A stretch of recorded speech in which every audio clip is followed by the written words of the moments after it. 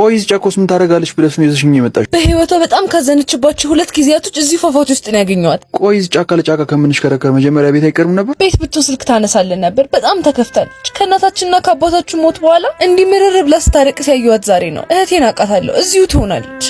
እዚህ ነው የምትሆነው ብለሽ በዚህ ልክ እርግጠኛ መሆንሽ ልክ አይደል? ታውቆሻል። ረጅም መንገድ ነው የመጣ ነው። አንተ የመጣኸው መንገድ ነው የሚያሳስበህ? እኔ ደግሞ የእህቴ ህይወት ነው የሚያሳስበኝ። ብቻዬን መሄድ ይችላል።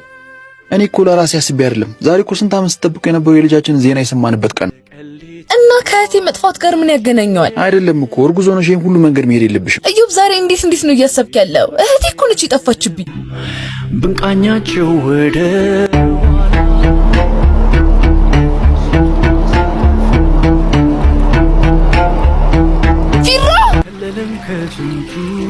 ፊራ በፍጹም እንዳታደርጊው። ምን እንደተፈጠረ ብቻ ንገሪኝ። ፍቅረኛዬን ማግኘት አልቻልኩም። እንዳረገዝኩ ሲያጠሉኝ ጠፋ። ስልኩንም አድራሻውንም ማግኘት አልቻልኩም።